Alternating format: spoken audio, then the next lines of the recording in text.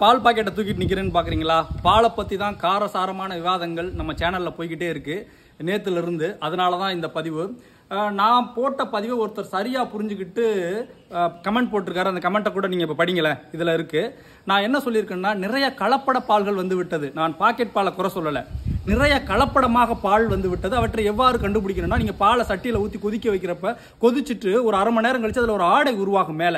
அப்படி உருவானா அது உண்மையான பால். பாக்கெட் பால்ல கூட அந்த ஆடை வருது. ஆடை வரவே இல்லைன்னா அது போலியான பாக்கெட் பால். பாக்கெட் பால்லாம் போலியா வருதா அப்படின்னா, மைசூர் சாண்டல் சோப்பு தெரியுமா உங்களுக்கு? அந்த சோப்பை டூப்ளிகேட் பண்ணி மைசூர் சாண்டல் கம்பெனியை விட அதிகமா பல லட்சம் கோடிகளுக்கு பல வருடங்களாக ஒரு குரூப் வந்து வித்திருக்கு. அதை இப்பதான் கண்டுபிடிச்சாங்க. மைசூர் சாண்டல் சோப் கர்நாடகாவோட கவர்மெண்ட் சோப். அப்படி ஒரு சோப்பையே வந்து பல லட்சம் கோடிகளுக்கு வித்திருக்காங்க டூப்ளிகேட்டா. பாலை விற்க முடியாதா?